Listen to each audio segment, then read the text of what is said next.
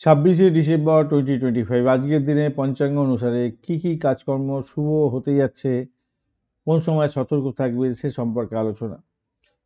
আজকের দিনে সকাল থেকে দুপুরবেলা পর্যন্ত সময় নতুন উদ্যোগ শুরু করতে পারেন, যেহেতু ষষ্ঠী থাকছে 1:43 পর্যন্ত, দুপুরবেলা 2:01 পর্যন্ত সিদ্ধি যোগ থাকছে, করণ থাকছে 1:43 পর্যন্ত তৈতিল। এছাড়া শতবিশা নক্ষত্র সকালবেলা 9টা পর্যন্ত থাকছে, এরপর পূর্ব ভাদ্রপদ নক্ষত্র থাকছে। তাই নতুন উদ্যোগ শুরু করতে পারেন, ব্যবসায়িক চুক্তি এবং লেনদেনের ক্ষেত্রে শুভ। ভ্রমণ শুরু করা যেতে পারে পূর্ব দিক এবং উত্তর পূর্ব দিকে।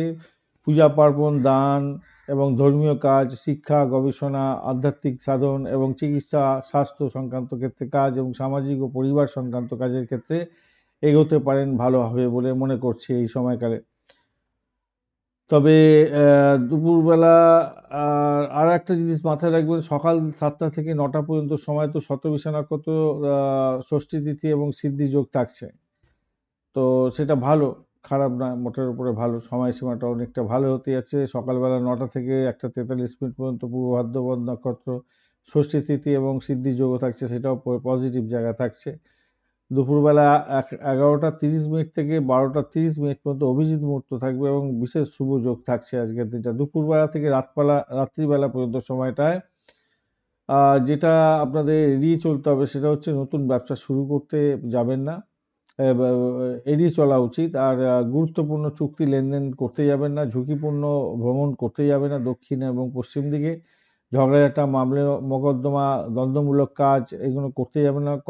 রাগটাকে নিয়ন্ত্রণ করুন, বড় বিনিয়োগের ক্ষেত্রে সতর্কতা আপনাদের দরকার আছে।